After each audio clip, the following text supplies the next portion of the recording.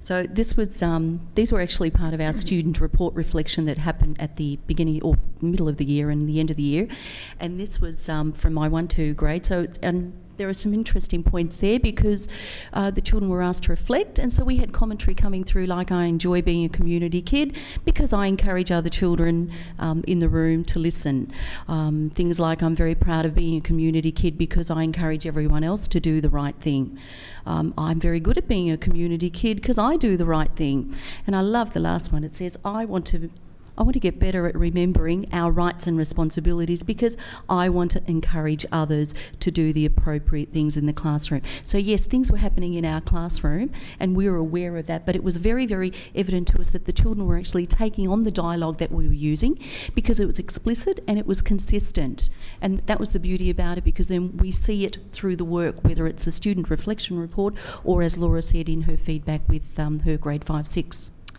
Okay, and so this was the end of 2008, so we thought before we start with the staff, we need to get some baseline data, and we'd heard Ramon saying that sometimes teachers, their data might not be correct, so we thought, well, let's start with the kids. Let's get their perception of what they think teachers, how they are managed by teachers. So we asked, Lily and I interviewed a random samples from each grade. We also had the principal at the time to interview our grade, so that staff knew that we were also being interviewed, that Lily and I were our kids being interviewed and everything like that.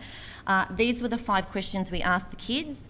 We didn't do anything with the staff this was the end of the year. This was literally the last day we got this data, and we took that home over the holidays to look at.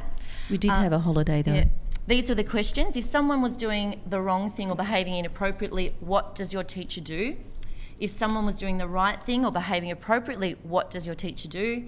What are some of the inappropriate things and behaviours that students do in the class?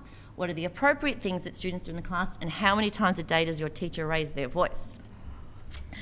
Yeah, we'll come back to that discussion, but that was just at the end of that year. Oh yes, there's more to come. So in 2009, yes, our journey, our, love that word, trajectory, our path, our adventure, still continues. So our next step was, we delivered some PL sessions. So it was in the first 3 curriculum days where Laura and I did whole school PD sessions on behaviour management. We introduced our staff to the powers, the 5 types of powers, the different categories of students, and the rights and responsibilities model, as opposed to the rules model, which was rules and consequences. We provided some time for our staff to allow them time to workshop the rights and responsibilities at their class level. So they virtually unpacked those rights and responsibilities at their particular level, whether it was the preps, the grade 1, 2s, 3, 4, 5, 6s. Our staff came on board wholeheartedly because they were really keen to see those things that were happening in our classroom obviously were seen and they were felt by our staff, so they were really keen to come on board. So what we did then was our staff rewrote our startup program to include rights and responsibilities. So there was a component there, and we incorporated the communal responsibility. That was the focus with all our startup programs right across P to 6. So all the teams took on board that whole idea, and our first integrated studies unit was based on the communal responsibility.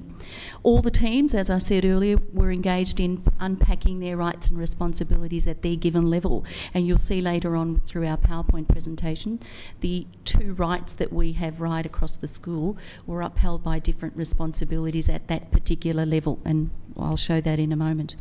So all the teams were involved in unpacking the rights and responsibilities, and then we had staff responding to individual needs. So it was taking shape in each of the classrooms when the teachers were unpacking all this, and it was really great to see because every classroom had their R&R, their rights and responsibilities. They were all different, but there was a common thread through that. So the action as a result of all these PL sessions, as I said earlier, was our teams took on board the first integrated studies unit was based on that.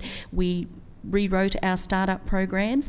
As well as that, the rights and responsibilities little booklets were made in the Peter twos, and they took them home and they were discussed with parents as part of their homework. And of course, during our parent-teacher interviews information evenings, the parents were given a copy of the rights and responsibilities for that particular grade. So we had the community on board as well. Now, these are just some of the examples that we've got that were negotiated between classroom teachers and specialists, and I'll just quickly whip through. I won't tediously talk about them.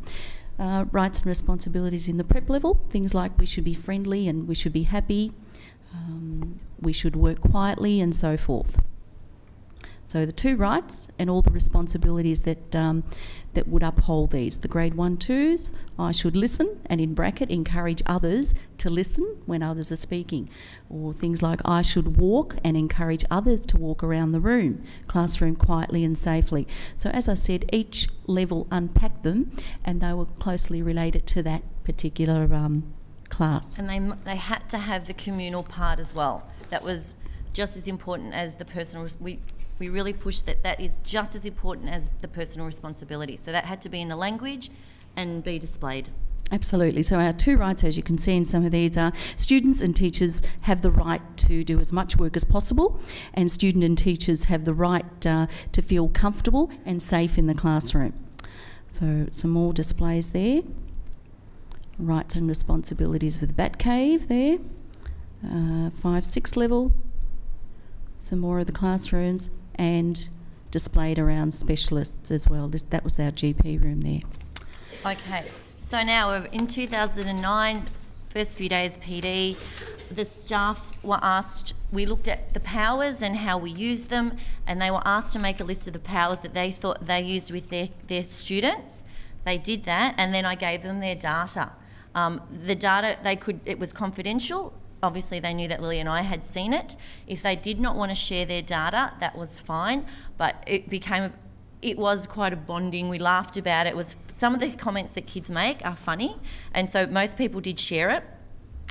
We thought it could be confronting, but it really wasn't. Staff found the data to be very, very useful, and they just didn't realise. They go, I didn't realise that's how the kids saw me. One particular teacher had just told this kid off when I came in to do the interview, and I picked him randomly. So she knew that there are reasons why that data came out, but she goes, that could have been any given day, so be it, and really copped that how it was. I tried to then press upon them the importance of the stay in your adult and how profound it had been for me.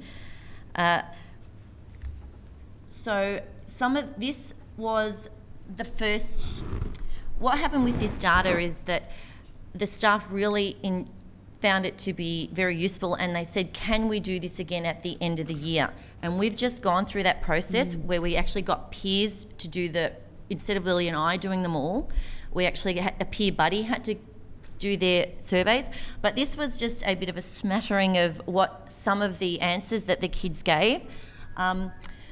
We won't read them all. Yes, but we were really interested in what does your teacher do, question 1, and how many times a day, what do they perceive as raising voice and how many times? All staff members, according to the kids, raise their voice, and all staff members, tell them off, yell at them, all that sort of stuff. So then we have this year's data. Is that next? No. Oh, with that data, prior to that, we actually asked staff, could they see any patterns for themselves? Could they see the powers that they've been using, and that the students had identified that? Do they think, is there any difference between their perception and the students' perception, and what are some of the reasons why?